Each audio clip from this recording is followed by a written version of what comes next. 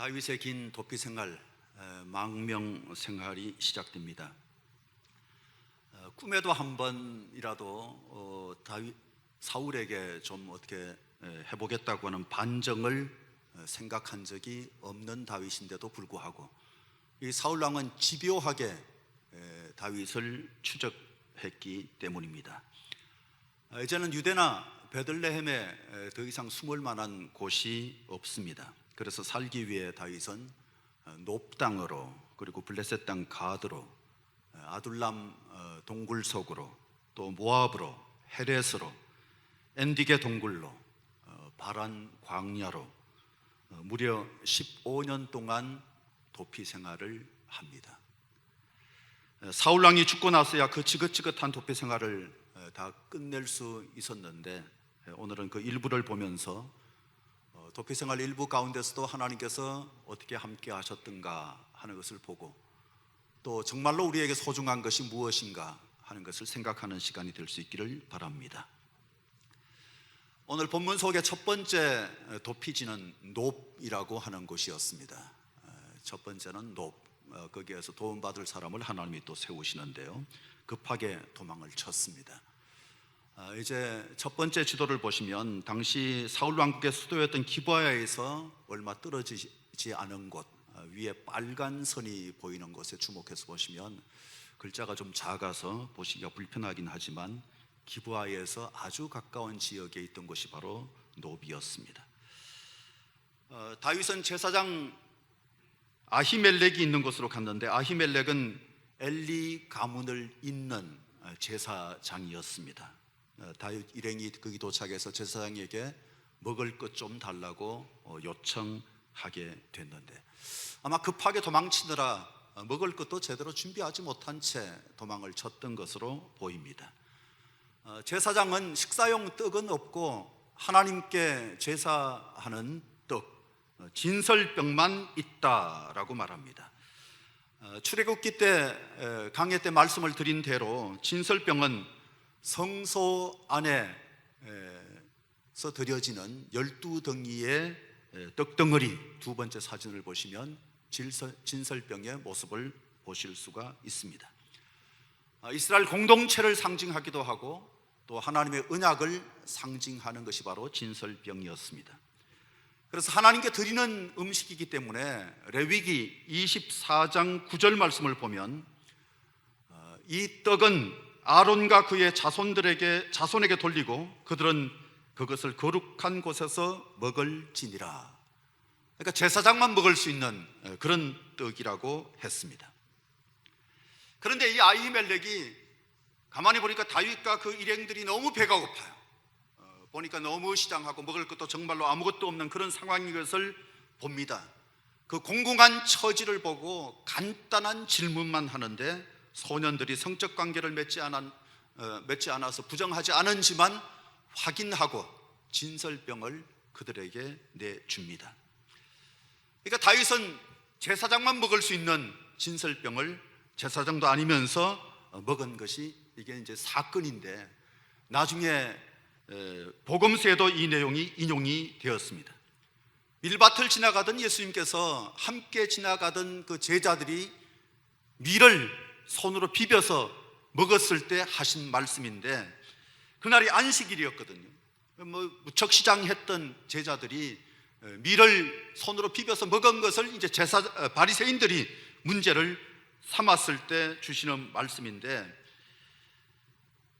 마가복음 2장 26절 말씀을 보면 아비아달 대제사장 때 하나님의 전에 들어가서 제사장 외에는 먹어서는 안 되는 진설병을 먹고 함께 한 자들에게도 주지 아니하였느냐, 그 말씀을 하십니다. 저 말씀을 하실 때 사실은 좀 그 문제가 있어요.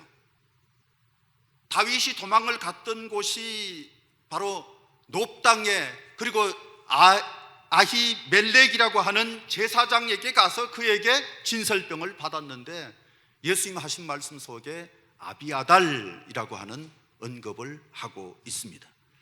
아마 이건 맞소라 본문과 70인역에서 뭔가 오역이 좀 있었던 것으로 보여지는 본문이고, 그 당시에 대제사장은 아히멜렉이 맞습니다.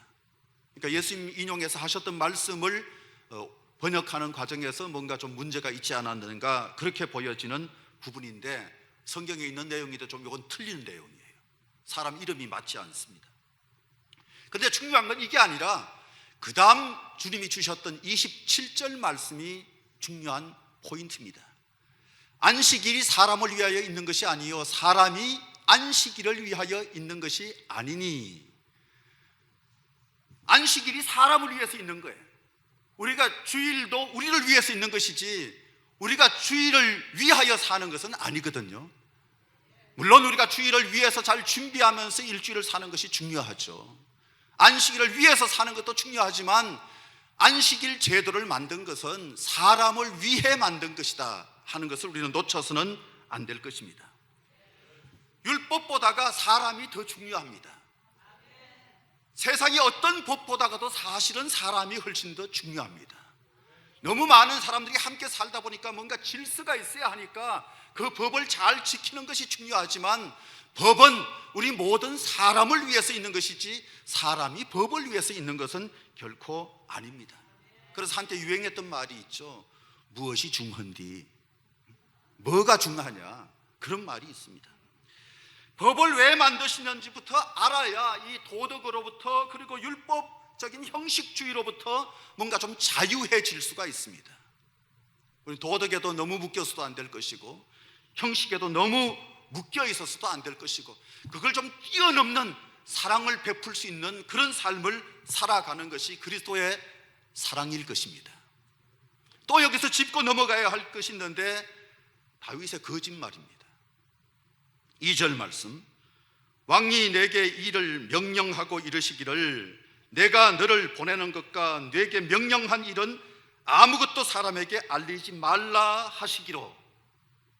생판 거짓말이죠. 왕이 보내서 지금 다윗이 그 아히멜렉 제사장 앞에 가 있는 것이 아니라 도망친 거잖아요. 왕은 자기를 죽이려고 하고 있습니다. 그런데도 불구하고 다윗은 왕이 은밀하게 보낸 것처럼 아히멜렉 제사장을 속이고 있는 것입니다. 왕은 그런 명령을 내린 적이 없습니다. 그뿐이 아닙니다. 자신과 함께한 소년들이 부정하지 않았다는 말도 거짓말일 가능성이 높습니다. 5절 말씀, 우리가 참으로 3일 동안이나 여자를 가까이 하지 아니하였나이다. 내가 떠난 길이 보통 여행이라도 소년들의 그릇이 성결하겠거든. 하물며 그들의 그릇이 성결하지 오늘 그들의 그릇이 성결하지 아니하겠나이까. 이 제사장을 안심시킨 말이기는 한데 그들이 급하게 도망쳤기 때문에 자기들의 성결에 대해서 뭔가 생각하고 잘 준비할 만한 여유가 없었습니다. 그런 준비를 하고 떠난 것은 아니었거든요. 그래서 거짓말일 가능성이 좀 높지 않는가 그렇게 보여집니다. 그런데 성경이 다윗이 하고 있는 이 거짓말에 대해서 너무 담담하게 기록해놨습니다. 또 어떤 면에서는 뭔가 드라마의 긴박감을 높이는 수단 정도로 사용한 것이 아닌가 싶을 정도로 이 거짓말에 대해서 자연스럽게 이렇게 넘어가는 듯한 모습이 보입니다. 하나님의 말씀은 거짓말을 해서라도 목숨을 살릴 수밖에 없는 인간의 처지를 이해하고 있는 것이 아닐까 그런 생각이 듭니다. 레미제라블이라고 하는 소설 너무 많이 들어서 아마 잘 아실 텐데 거기에 보면 미리엘 신부가 자기 집에 성당에 몰래 들어와서 훔친 은, 촛대 그리고 은수저 이런 것들을 자기가 준 것이라고 거짓말을 합니다. 경감 앞에서 거짓말을 하죠. 또 자베르 경감이 장발장을 쫓아오는 그 긴박한 상황 속에서 평생 한 번도 거짓말을 한 적이 없다던 생 블리리스 수녀라고 하는 분이 장발장 여기 없다 그러면서 거짓말을 합니다. 그래서 빅토르 위고 저자가 오 거룩한 처녀여 그 거짓말이 낙원에서 보상받기 바라노라 하는 것을 덧붙여 놨습니다. 진실이 옳고 생명을 살리는 것도 옳습니다. 그런데 이게 가끔 이제 충돌이 될 수가 있습니다. 그런데 충돌이 될 때는 우리는 하나를 선택할 수밖에 없는데, 큰 잘못을 범하지 않기 위해서 작은 잘못 범하는 것은 용인될 수도 있다는 사실을 한 번쯤은 생각해야 될 것 같습니다.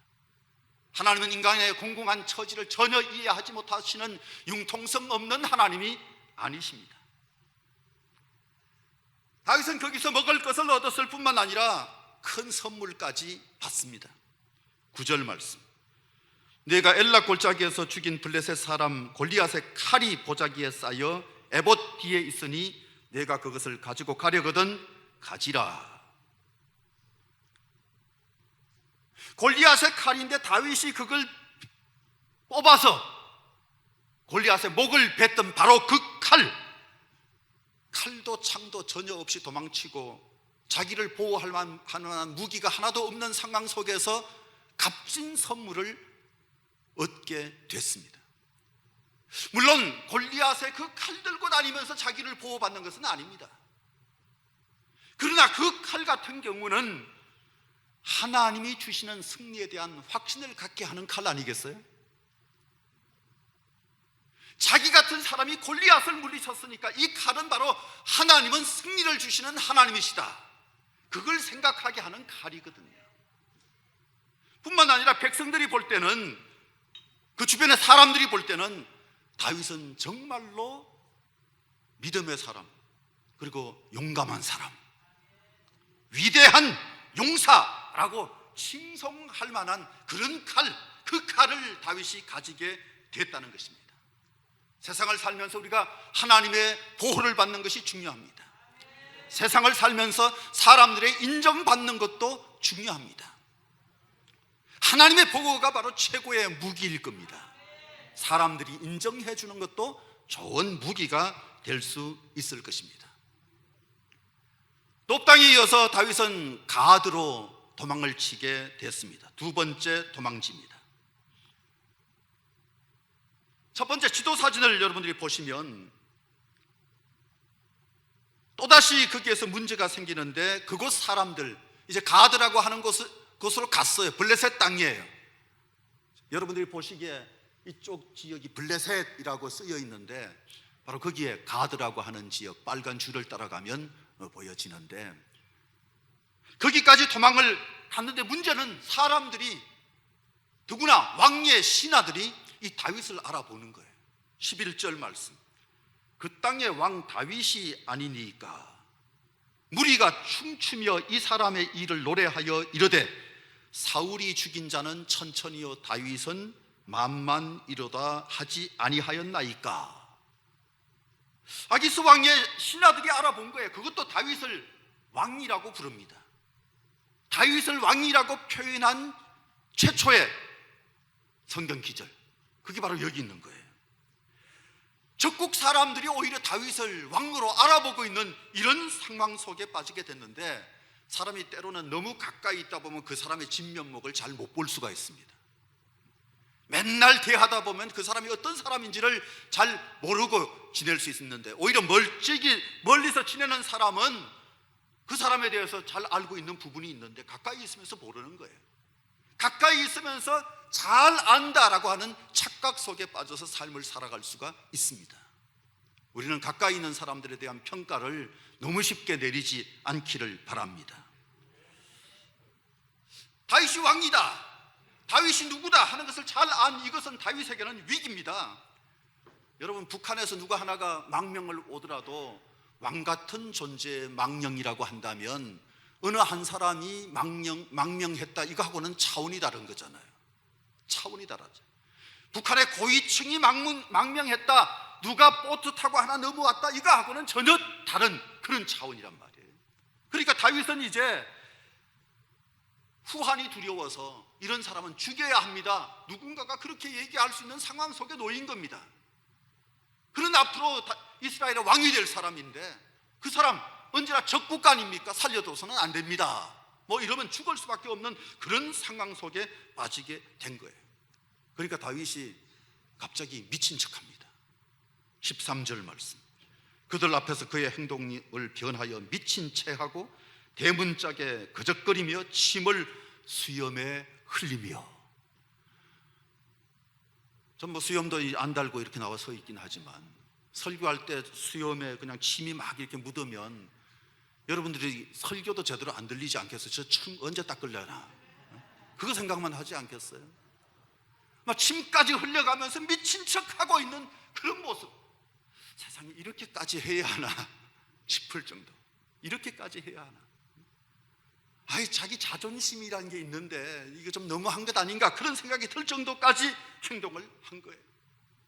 물론 자존심 살리는 것보다 사람이 사는 게 더 중요하죠.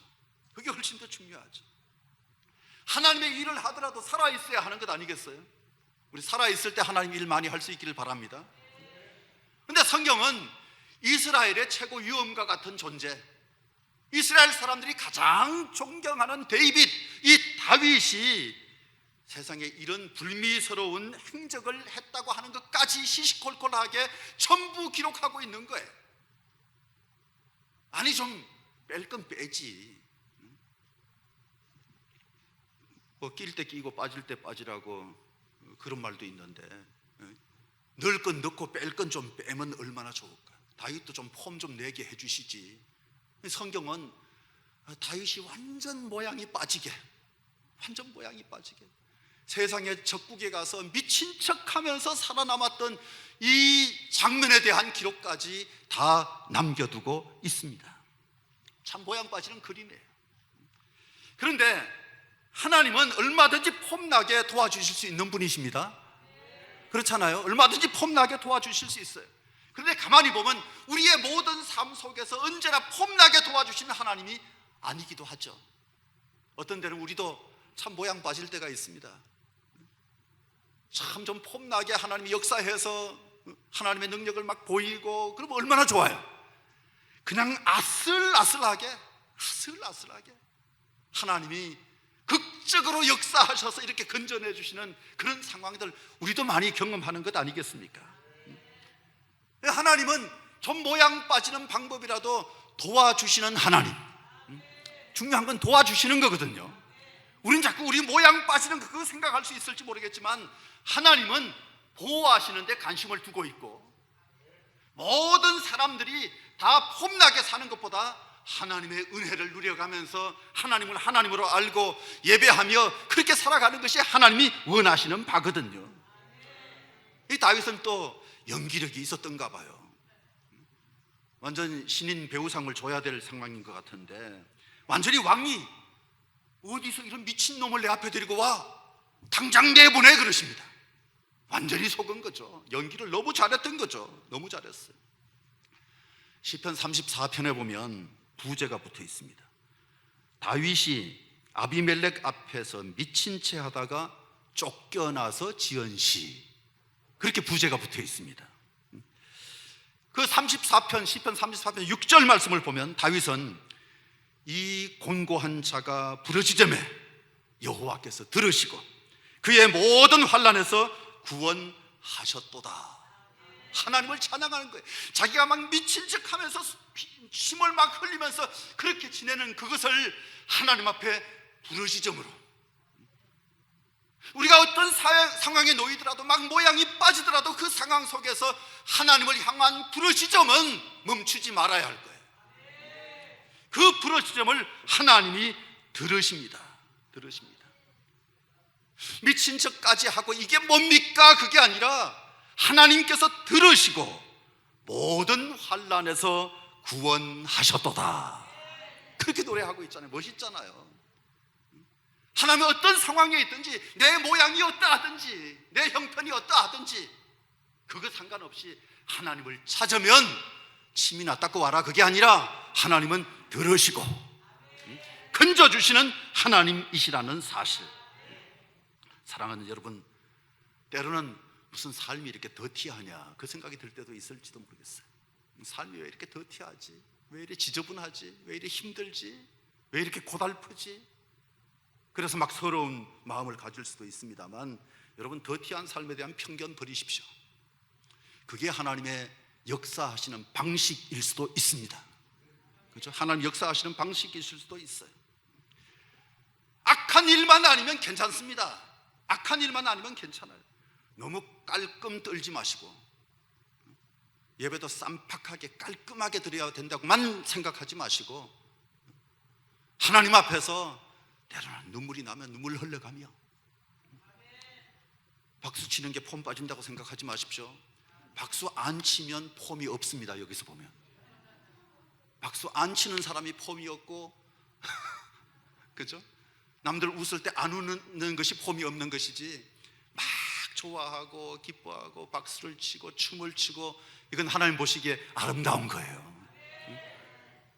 다윗이 그렇게 삶을 살았잖아요. 여러분, 진흙 구덩이 속에서 연꽃이 피는 것처럼 하나님의 손이 나타나는 그 현장, 미친 척한 그 현장, 모양이 빠진 그 현장, 블레셋 가드에서 다윗이 그 현장에서 하나님의 역사를 체험하는 거예요. 할렐루야. 세 번째, 도망갔던 곳은 아둘람 동굴이었습니다. 아둘람 동굴로 도망을 치는데, 사진을 역시 여러분들이 보실 수가 있는데, 세 번째 사진, 아둘람 굴은 저렇게 굴이 뻥 뚫려 있는 모습을 보실 수가 있습니다. 블레셋과 이스라엘의 경계 지역에 위치했던 곳인데, 뜻이 피난처, 또 보호처라고 하는 뜻입니다. 피난처이자 보호처. 이스라엘 그 지역, 중동 지역을 가면 스케암 지대가 많습니다. 그래서 굴들이 있는 곳에 보면 수백 명이 은신할 수 있는 굴도 있어요. 가장 인상 깊은 성지순례 코스이기도 한데, 갑바도기아에 갔을 때 데린 쿠유라고 하는 언더그라운드 시티, 다음 사진을 보시면 지하 도시라고 불리는 저런 지역이 있습니다. 저게 다 지하입니다. 기가 막히죠. 비파기 심한 당시에 수많은 성도들이 숨어서 지냈던 것, 그 내부의 모습을 조금 더 현장감 있게 그 다음 사진을 보시면 바로 저런 모습으로, 저게 무너지지 않아요. 하나님이 하나님의 백성들을 보호해 주시는 거죠. 그죠? 아파트 같죠? 저게 지하 속이라니까요. 땅 속이에요.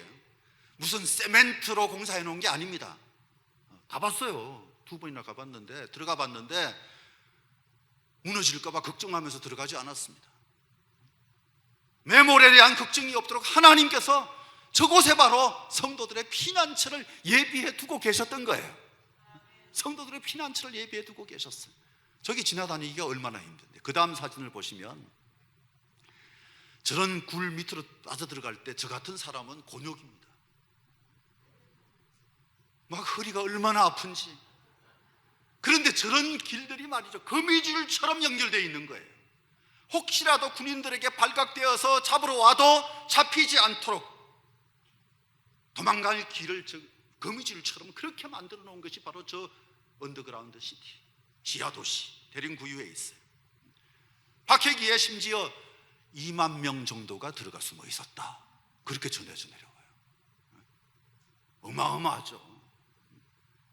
저 깜깜한 곳에서 숨어 있으면서도 남자들 같은 경우는 이제 포도 재배를 해야 먹고 살 수 있으니까 나가서 한 번씩 나가서 포도 재배하고 또 다시 몰래 들어오고 그렇게 하는데, 여자들 같은 경우는 전혀 나가지 않기 때문에 아예 눈이 먼 사람이 많았다 그럴 정도로, 눈이 멀어진 사람이 많았다 할 정도였습니다. 그런데 다윗이 아둘람 동굴, 거기에 피신을 해 있는데, 그 피신해 있는 동안에 사람을 넣습니다. 사울의 박해를 받으면 받을수록 큰 인물이 되고 있는 이 다윗 주변에 사울 반대 세력들이 몰려들기 시작하는 거예요. 또 그들이 오기에 앞서서 22장 1절 말씀을 보시면, 그의 형제와 아버지의 온 집이 듣고 그리로 내려가서 그에게 이르렀고, 가족들이 오는 거예요. 가족들이. 여러분, 이 코로나 때 이제 가족들하고 함께 지내는 시간이 많아지셨잖아요. 어떤 분은 아마 그것 때문에 죽겠다 그러는 분도 있고, 저 삼시기를 어찌할꼬,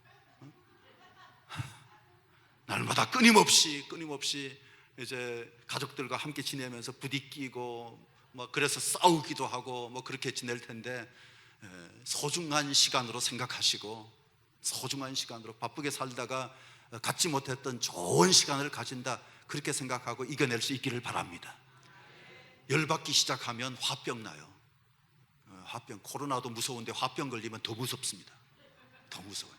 그런 병까지 초래하지 말아야 되죠. 가족들이 왔다. 다윗에게 아마 큰 힘이 됐겠죠. 그 다음 22절 말씀을 보시면 2절 말씀 22장 2절 보시면 환난당한 모든 자와 빚진 모든 자와 마음이 원통한 자가 다 그에게로 모였고, 제사장을 비롯해서 높은 관직에서 극빈자에 이르기까지 다양한 층의 사람들이 다윗이 머물러 있던 그 동굴로 모여든 거예요. 다 상처받은 사람들입니다. 숫자가 무려 400명이 모입니다. 400명이 모여요. 물론 오합지졸입니다. 그리고 이 사람들은 다 인생 낙오자라고 해도 틀린 말이 아닌 상황 속에 있던 사람들입니다. 그런데 그 사람들, 그 400명을 잘 훈련시켜서 앞으로 통일 왕국 시대를 같이 이끌어 나갈 만한 동력자로 만드는 다윗이 훌륭한 인물이죠. 하나님의 역사이기도 하지만 참 훌륭한 거죠. 예수님의 사역도 가만히 보면 그 주변에 몰려든 사람 보십시오. 뭐 어디 가서 명함을 내놓을 만한 그런 사람이 별로 없었잖아요. 제자들 모습은 그저 어부였고 소장농 같은 사회의 하층민들, 그리고 세리와 죄인들, 창기들, 또 각종 병에 걸렸던 사람들, 그런 사람들만 다 몰려들었잖아요. 그게 바로 예수님 주변의 사람들입니다. 교회도 마찬가지입니다. 세상에서 제일 잘 나가는 사람들만 모이는 것이 교회가 아니잖아요. 어떤 면에서 뭔가 문제 해결을 좀 받고 싶은 마음 때문에, 뭔가 마음의 평안을 좀 얻어야 될 상황 속에 있기 때문에 병이 들려서, 사업에 실패해서 지푸라기 잡는 심정으로 신앙생활을 하겠다고 온 사람들도 있고, 여전히 병든 몸으로 날마다 하나님 도와주십시오, 살려주십시오 그렇게 부르짖으며 살아가는 사람들이 모인 곳이 바로 교회입니다. 그러나 이 교회는 무슨 차별을 두지 않잖아요. 다윗도 전혀 차별을 두지 않았습니다. 교회는 모두가 다 형제 자매입니다. 부족하지만 우리가 바로 하나님 나라 확장의 주역들입니다. 할렐루야. 부족한 사람들을 들어서 세계의 가장 강력한 로마의 압제를 받던 기독교가 로마를 이깁니다. 로마는 사라져도, 그 제국은 사라져도 기독교는 날이 갈수록 점점 더 팽창하잖아요. 하나님은 누구를 들어서 어떻게 쓰실는지 전혀 모르는 거죠. 전혀 모르는 거죠. 다윗 주변에 이제 뭔가 좀 새로운 세상이 왔으면 좋겠다, 그 꿈을 꾸는 사람들이 모여들게 된 것입니다. 바로 이 일이 도피 생활 중에 일어나는 거예요. 다윗의 도피 생활 중에. 그러니까 힘들고 어려워서 늘 뭔가 피할 수밖에 없고 쫓기는 것 같은 그런 모습으로 산다 할지라도 그 상황 속에서 하나님의 손길이 미칠 수 있다는 사실을 믿어야 합니다. 그때 오히려 하나님의 도우심을 받을 수 있는 기회가 될 수 있다, 그런 생각을 할 수 있기를 바랍니다. 그런데 사울은 점점 더 악독해져 갑니다. 아무도 믿지를 못합니다. 스스로 이스라엘 왕이 아니라 점점 그냥 베냐민 지파의 왕으로 축소되어 가고 있습니다. 그저 자기 권력 유지 급급한 것 때문에 주변 사람들을 둘 때 뭔가 사람의 됨됨이 능력 그거 보는 것이 아니라 내 친족인가 아닌가, 자기 지파 사람 혈연만 따지며 그렇게 주변을 두는데 그 사람들도 믿지를 못하는 거예요. 그들도 믿지 못하고 아들마저 자신을 배신한다고 의심하는 그런 사람, 그러니까 진짜 미친 사람은 사울입니다. 다윗은 미친 채만 했고 이 사울은 미친 거예요. 그냥 의심과 광기로 가득 차 있는 사람, 그게 바로 사울의 모습. 그런데 역사를 보면 언제나 그렇습니다. 망해가는 독재자와 결탁하여서 망나니 춤을 추는 사람, 망나니 칼춤 추는 사람이 꼭 있어요. 에돔 사람 도액이 바로 그런 사람이었어요. 22장 9절과 10절에 보니까 아히멜렉이 그를 위하여 여호와께 묻고 그에게 음식도 주고 블레셋 사람 골리앗의 칼도 주더이다. 도액의 고자질입니다. 그때 다윗이 지었던 시가 바로 시편 52편인데 52편 2절을 보면 내 혀가 심한 악을 꾀하여 날카로운 삭도같이 간사를 행하는도다. 4절에서는 간사한 혀여 너는 남을 해치는 모든 말을 좋아하는도다. 이 다윗이 얼마나 힘들었는지 그 심정이 드러나는 시라고 보실 수 있는데, 제사장 아히멜렉은 다윗이 그런 줄 몰랐다라고 항변을 하는데도 불구하고 이 사울은 반란 동조 제목으로 아히멜렉을 죽여라, 이게 아니라 제사장들 다 죽여라, 제사장들 다 죽여라. 완전 미쳤죠. 끔찍한 명령을 내립니다. 17절, 왕이 좌우의 호위병에게 이르되 돌아가서 여호와의 제사장들을 죽이라. 그들도 다윗과 협력하였고 또 그들이 다윗이 도망한 것을 알고도 내게 알리지 아니하였음이니라. 아닌 밤 중계 홍두깨라고 말이죠. 다른 제사장까지도 다 죽여라. 그런데 추상 같은 왕명임에도 불구하고 이스라엘 병사들이 어떻게 제사장들을 자기 손으로 죽이겠냐고 주저합니다. 명령을 안 들어요. 그러니까 이 포악해진 왕이 이방인이었던 이 도액에게 명령하고, 도액은 그리 없이 제사장들을 가서 죽입니다. 85명의 제사장들이 죽었습니다. 85명이 죽었어요. 그뿐이 아닙니다. 19절 말씀을 보시면 제사장들의 성읍 노베 남녀와 아이들과 젖먹는 자들과 소와 나귀와 양을 칼로 쳤더라. 다 죽였어요. 하나님을 두려워할 줄 모르는 에돔 사람답습니다. 입신 출세의 기회라고 아마 생각했을 거예요. 그런데 이 끔찍한 살육 현장에서 유일하게 살아남은 사람이 있었는데 아히멜렉의 아들 아비아달입니다. 아비아달이 살아남아서 다윗에게 피신해서 다윗에게 가서 자초지정을 다 얘기를 하는 거예요. 비극적 소식을 들었던 다윗의 반응이 22절, 그날에 에돔 사람 도액이 거기 있기로 그가 반드시 사울에게 말할 줄을 내가 알았노라. 내 아버지 집에 모든 사람 죽은 것이 나의 탓이로다. 안 그래도 염려가 됐는데 그 불안한 염려가 현실이 됐다는 거예요. 그것 때문에 너무 마음 아파요. 이 참담한 상황 속에서 다윗의 반응이 달라요. 진짜 왕답습니다. 왕답. 자기 책임이라고, 내 탓이라고 그렇게 말하고 있어요. 백성의 생명을 소중히 여기는 왕의 모습.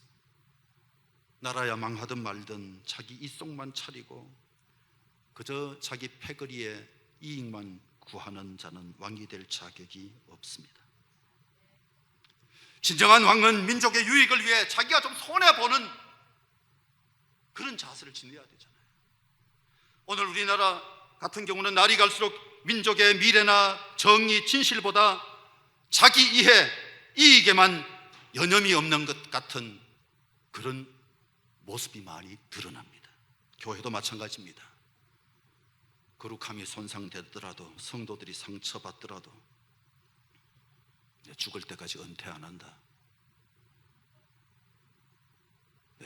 죽어도 반드시 내 아들 세운다. 사울의 또 다른 모습이 아닐까요? 반면에 다윗은 고난을 당하면서도 그 인격이 거인이 되고 있잖아요. 그 인격이 거인되고 있어요. 왕은 왕에게 맞는 인격이 있는데 다윗은 참 덕을 지닌 사람, 그렇죠? 모든 사람을 품을 수 있는 능력이잖아요. 고난당하면 사람이 악독해지는데 더 악독해지거나 아니면 복수하겠다고 칼을 가는 그런 경우들이 있습니다만 다윗은 그러지 않았습니다. 거인답습니다. 뿐만 아니라 고난당하면서 믿음이 더 커집니다. 믿음에 거장되는 거예요. 시편 57편에 보면 다윗은 동굴에 피하고도 믿음의 노래를 불렀습니다. 6절 말씀, 그들이 내 걸음을 막으려고 그물을 준비하였으니 내 영혼이 억울하도다. 그들이 내 앞에 웅덩이를 팠으나 자기들이 그 중에 빠졌도다. 어찌 보면 독안에 들어있는 쥐, 생쥐꼴 같은 그 상황인데도 오히려 큰 믿음을 보이고 있는 다윗. 7절 말씀에서 하나님이여 내 마음이 확정되었고 내 마음이 확정되었사오니 내가 노래하고 내가 찬송하리이다. 8절부터 말씀 보니까 내 영광과 깰지어다 비파야 수고막 깰지어다 내가 새벽을 깨우리로다. 주여 내가 만민 중에서 주께 감사하오며 문나라 중에서 주를 찬송하리이다. 무릇 주의 인자는 커서 하늘에 미치고 주의 진리는 궁창에 일어나이다. 하나님이여 주는 하늘 위에 높이 들리시며 주의 영광이 온 세계 위에 높아지기를 원하나이다. 위대한 믿음의 노래죠. 얼마나 멋진 노래입니까? 은혜 아니면 부를 수 없는 노래입니다. 힘든 것만 생각하지 마시고 잃어버린 것만 생각하지 마시고 당한 것만 생각하지 마시고 하나님이 나를 보고 계신다 그 사실을 믿으시고 하나님은 나를 도우신다 그 믿음을 가지고 살아나가면 어떤 상황 속에서든지 기쁨을 빼앗기지 않고 믿음으로 역사 만들어가는 우리 모두가 될 줄 믿습니다. 할렐루야. 기도하겠습니다. 하나님 감사합니다. 참으로 어려운 시대이지만 하나님 앞에 예배할 수 있게 해주셔서 감사합니다. 예배당에서 예배하든 가정에서 예배하든 저들에게 하나님 은혜로 함께하여 주옵시고 사랑으로 함께하여 주옵시고 능력으로 함께하여 주옵시고 하나님 그래서 저들이 삶의 현장에서 하나님에 대한 예배가 결코 식어지지 않게 하여 주시옵소서. 주님이 영광 받으시고 구원의 주가 온 세상을 다시 한번 살려주셔서 기회해 주셔서 하나님 저희가 하나님의 은혜 가운데서 더 주의 일을 할 수 있게 도와주시옵소서. 예수님 존귀하신 이름으로 간절히 기도드리옵나이다. 아멘.